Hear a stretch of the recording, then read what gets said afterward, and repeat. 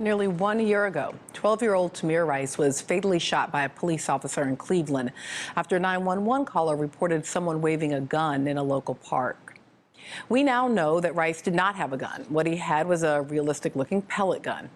But within seconds of officers arriving on the scene, Tamir Rice had been shot and killed. It's been nearly a year since 12-year-old Tamir died, but the officers involved have faced no charges. Prosecutors say they're continuing to investigate, and over the weekend they released 2 outside reports. Both of those reports found that the shooting was justifiable.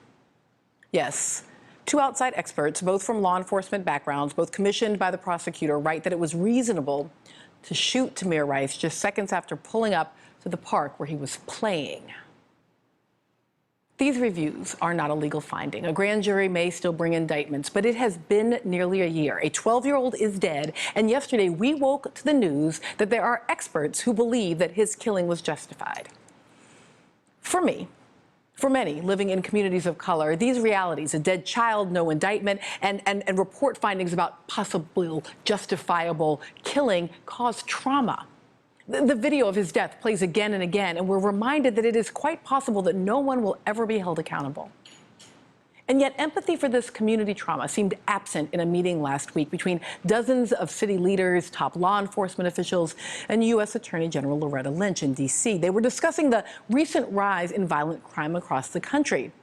And they were discussing the so-called Ferguson effect, the theory that an uptick in violence in the months following the police killing of Michael Brown in Ferguson, Missouri, resulted from protests against police misconduct, and that police, as a result, backed off and then used less aggressive policing, which has emboldened criminals. Here's the problem with the so-called Ferguson effect.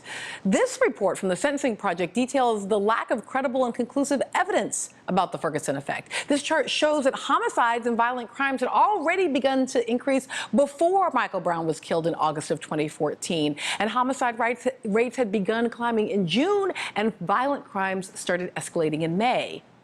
Richard Rosenfeld, a professor at the University of Missouri St. Louis, wrote this brief and found that events in Ferguson were not responsible for the rise in homicide in St. Louis. And today, this report from St. Louis shows that crime there is on the decline. Crime declined from July to August and also declined again in September. But in that 3-hour meeting last week between top law enforcement officials, politicians, and Attorney General Loretta Lynch, another theory emerged, sort of a first cousin to the Ferguson effect. According to the second theory, as the Washington Post put it, quote, officers in American cities have pulled back and have stopped policing as aggressively as they used to, fearing that they could be the next person in uniform featured on a career-ending viral video.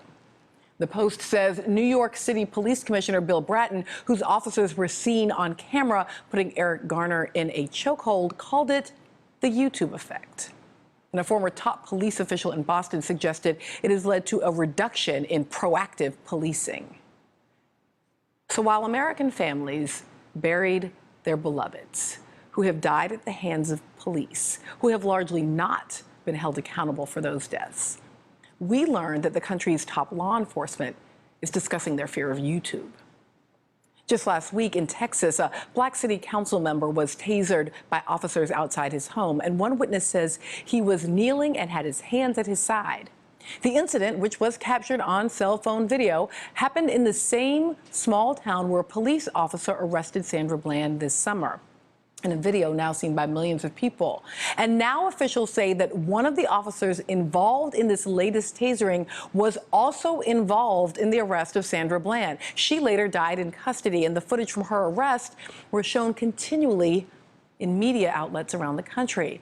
So whatever the fear of officers in Prairie View, Texas might have been, whatever fear they had about the YouTube effect does not seem to have stopped them from tasering that city council member last week. So it is pretty clear to me that the fears that fuel the Black Lives Matter protests, those protests are fueled by fears that unarmed civilians will encounter undeserved violence at the hands of police.